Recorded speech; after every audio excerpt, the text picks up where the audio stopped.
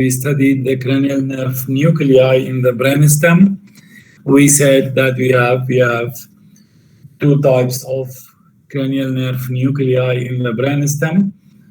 They represent the nuclei of the last 10 cranial nerves. Some of these are motor, which are of three types. Those which supply ordinary skeletal muscle fibers, we call them general somatic efferent. Next, those which supply muscles derived from pharyngeal arch, we call them special somatic efferent, which are motor also. And then we have the parasympathetic nuclei, which gives rise to preganglionic parasympathetic fibers to parasympathetic ganglia. These we call them special visceral efferent fibers. In addition to these, we had sensory. Some sensory, they are special general somatic for general sensation, general somatic efferent. We have nuclei for special somatic efferent for vision and hearing from outside. We have special visceral efferent, taste and smell sensations, and we have general visceral efferent from the viscera, general sensations, feeling pain in the heart, in the thorax, in the throat, in the larynx, and so on and so on. Now, all these nuclei, they give rise to their fibers, they pass in the cranial nerves. So we have some cranial nerves. We have some cranial nerves.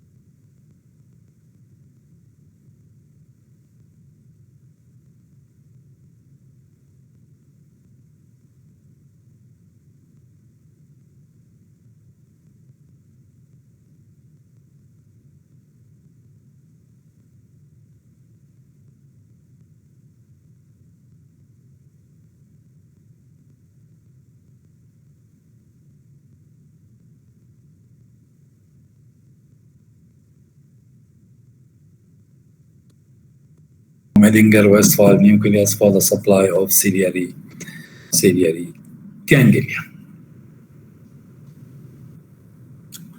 Now we'll pass to the fifth cranial nerve. We have finished with the first, second, third, fourth, and sixth. Now we will be back to the fifth cranial nerve, the trigeminal nerve.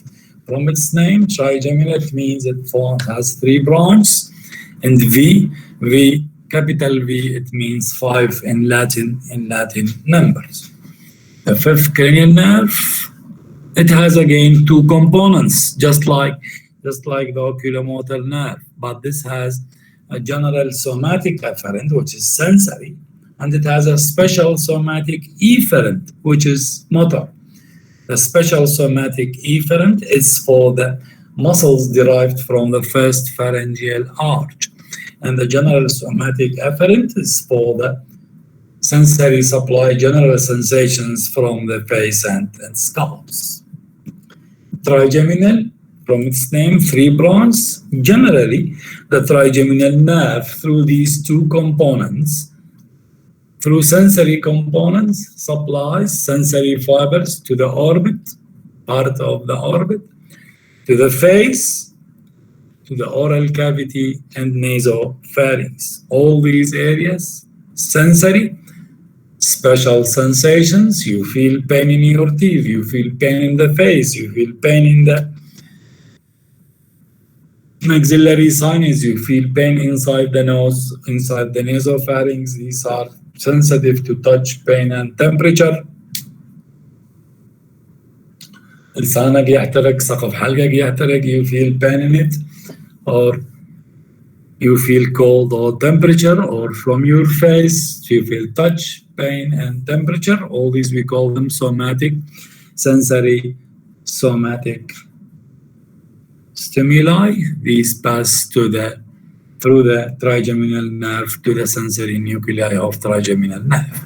In addition, the special somatic efferent component, this supplies motor fibers for muscles derived from the first pharyngeal arch. So generally, supplies sensations from most of the face, from the face, the nose, the oral cavity, and the nasopharynx.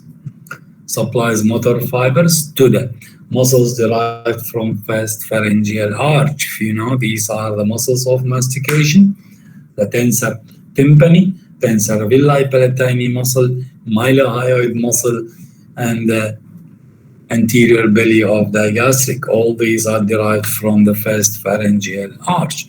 I'm sure that you have studied these in your embryology.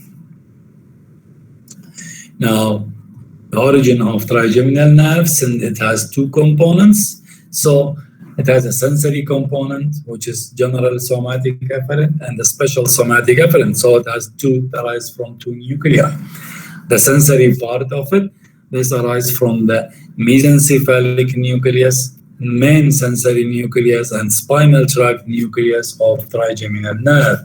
These three nuclei through the whole length of the brainstem, starting from midbrain, pons, and medulla oblongata, from mesencephalic nucleus, main sensory nucleus, and spinal tract nucleus of trigeminal nerve.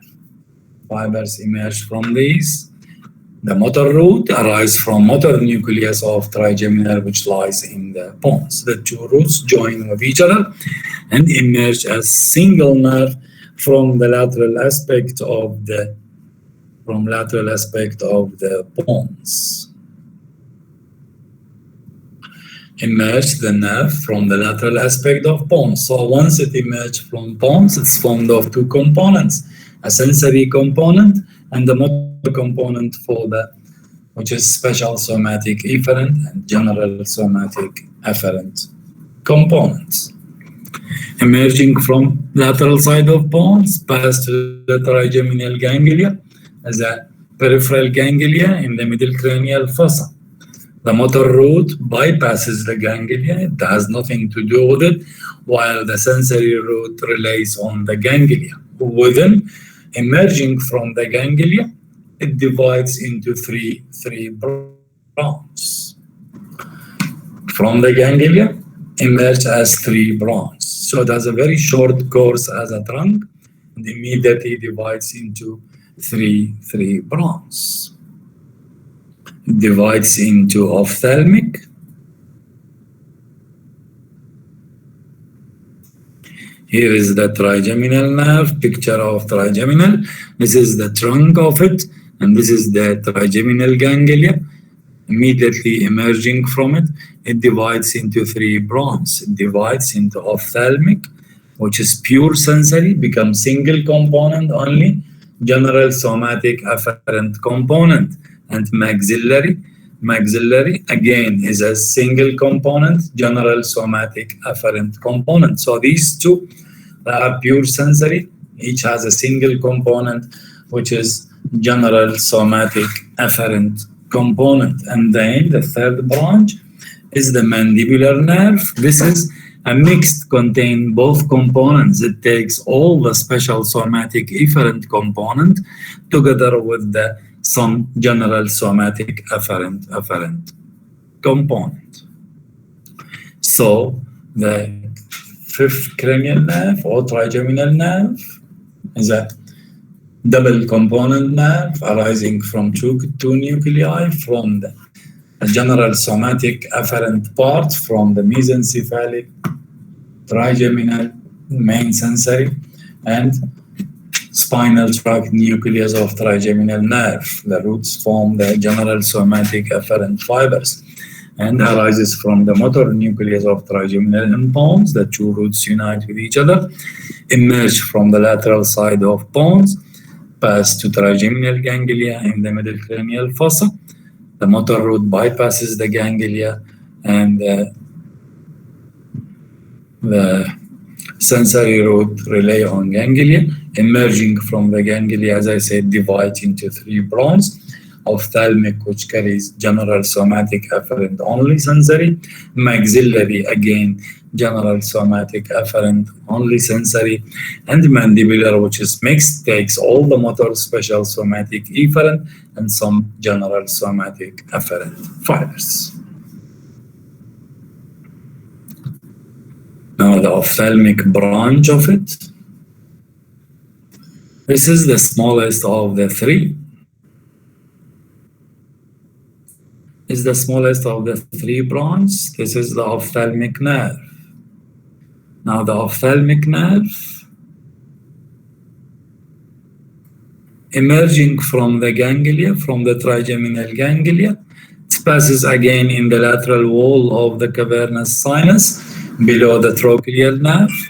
In the lateral wall of cavernous sinus, emerging from the, just before it emerging from it, it divides into three branches. It divides into frontal, lacrimal, and nasociliary. Frontal, lacrimal, and nasociliary branches. Enters through these three branches. All of them, they enter through the superior orbital fissure into the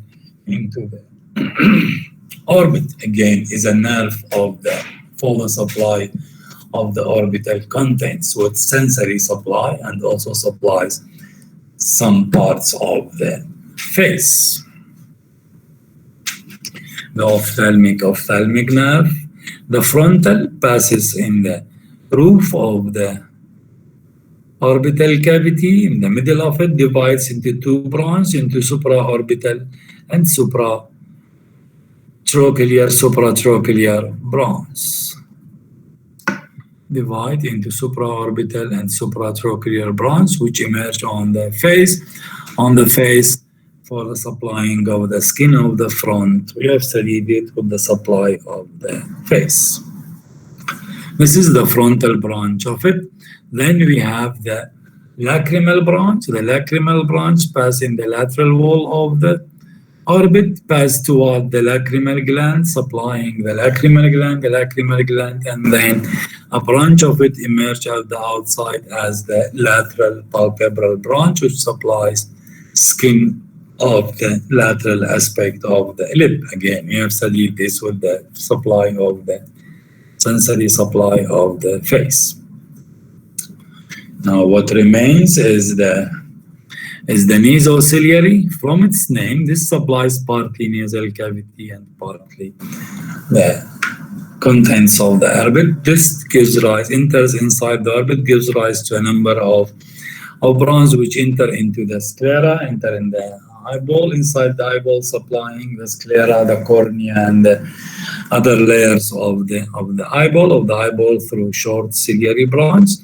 And then it gives rise to the anterior and posterior ethmoidal branch, which emerge into supplying the ethmoidal air cells and then emerge on the face by dividing into infratrochlear and external nasal branch. These supply the skin of the face. So, in addition to supplying the contents, the eyeball with sensory, it gives rise to 5 branches for the supply of the skin of the face: supratrochlear, supraorbital, lateral palpebral, infratrochlear, and external nasal bronze. So the ophthalmic nerve, the smallest of the three, leaves the trigeminal at the trigeminal ganglia, enters in the lateral wall of cavernous sinus. At the anterior end of cavernous sinus, divides into three bronchs: nasal ciliary, frontal, and lacrimal. The three bronchs enter through the superior orbital fissure into the orbit, supply orbital contents, and some emerge on the face to supply it. As I said, because we have studied this with the face, these are the lateral palpebral from the lacrimal, supraorbital and supratrochlear from the frontal, and then external nasal and infratrochlear from the nasal ciliary. I'll stop here for today. It's enough for today. كل مرة تقولوا لي واحدة تنطينا سلايدات، المرة راح أقف هنا كلها 6 سلايدات ماخذين 7. If you have any questions, anybody